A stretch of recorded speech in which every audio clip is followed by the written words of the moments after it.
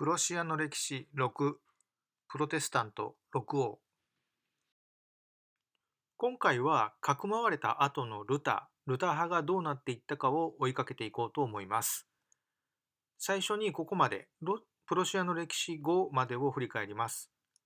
チュートニックオーダーは、ポーランド王とアルベルトの叔父と甥の関係を利用して、1525年、クラフク条約によって、ポーランド・チュートニック戦争を終わらせました。チュートニックオーダーはポーランドの管理下に入りました。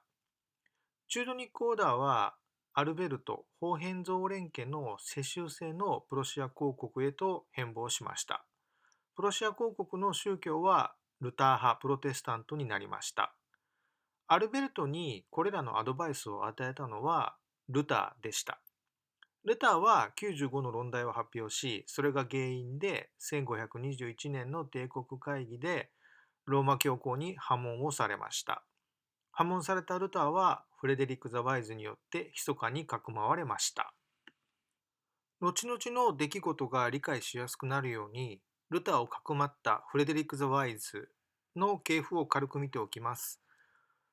フレデリック・ザ・ワイズが作った大学、それはウェッティンベルク大学でした。ウェッティンベルクはウェッティンのベルク、町という意味でウェッティンベルクという地名だと思います。フレデリック・ザ・ワイズはこのウェッティン家の人間でした。ウェッティン家は1485年のライプチヒ条約によってアーネスト分家とアルバート分家に分かれました。その際、プリンスエレクターはお兄さんのアーネストに引き継がれました。このアーネストの息子1がフレデリック・ザ・ワイズでした。フレデリック・ザ・ワイズに囲まわれたルター派はどうなっていったのか、本題に入ります。この年表のポイントを1530年のカール5世の戴冠式に置きます。というのは、ルター派を推進した人たちにとって、カール5世の戴冠式前と後では大きく状況が変わったように思えるからです。1526年のシュパイア帝国会議。ここでルター派の禁止は一旦弱まりました。なぜでしょう。この時点ではまだカール5世はフランシス1世にしても新世界問題にしても確たる展望が開けていない状況だったように思います。一旦はルター派に譲歩し、まずは手強い対外問題に道筋をつける。その後で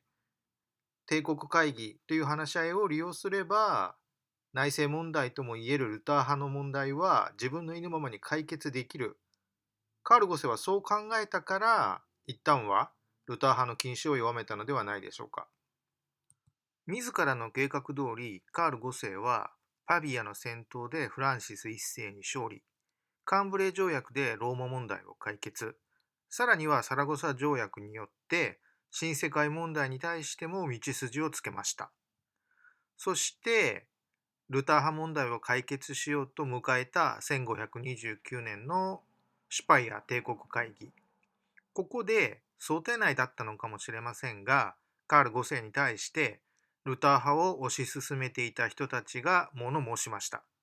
いわゆるプロテスタントの6王たちです。それではその6人がどんな人物だったのか見てみましょう。A から C はフレデリック・ザ・ワイズの親戚筋。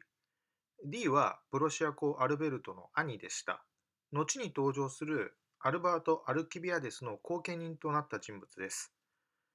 フレデリック・ザ・ワイズやアルベルトのこれまでを思い起こせば、この人たちがルター派を推し進めていったのは当然のことだったと思います。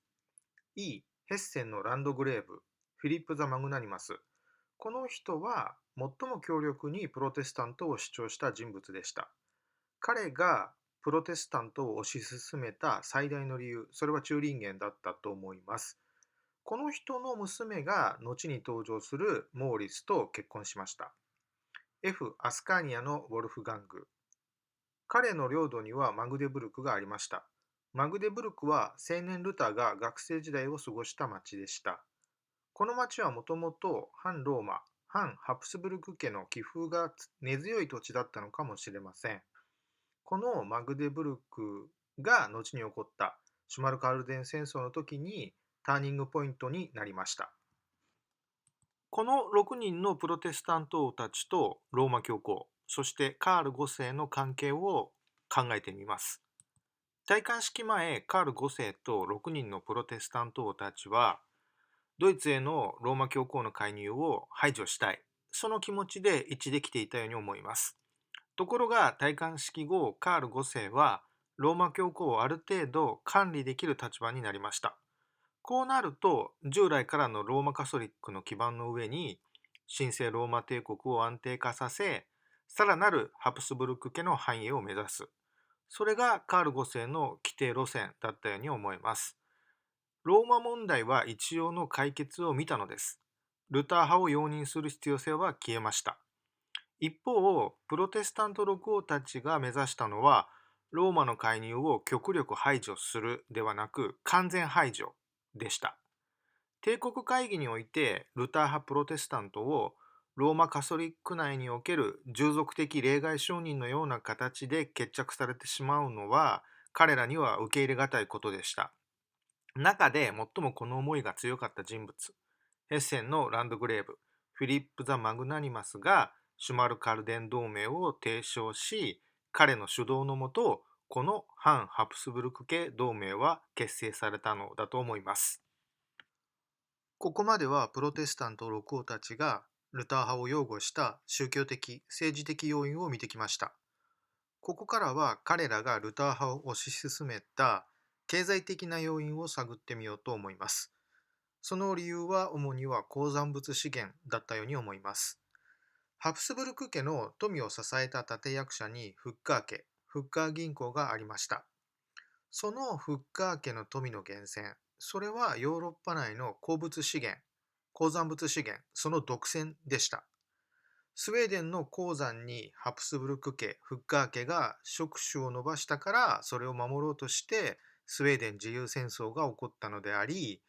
チューリンゲンを奪おうとしたからルター派プロテスタントの王たちが抗議をし、シュマルカルデン同盟、シュマルカルデン戦争が起こったのだと思います。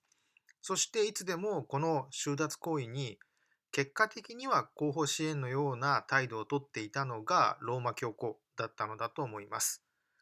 次回はこのシュマルカルデン同盟がどうなっていったのかを調べていこうと思います。以上です。ありがとうございました。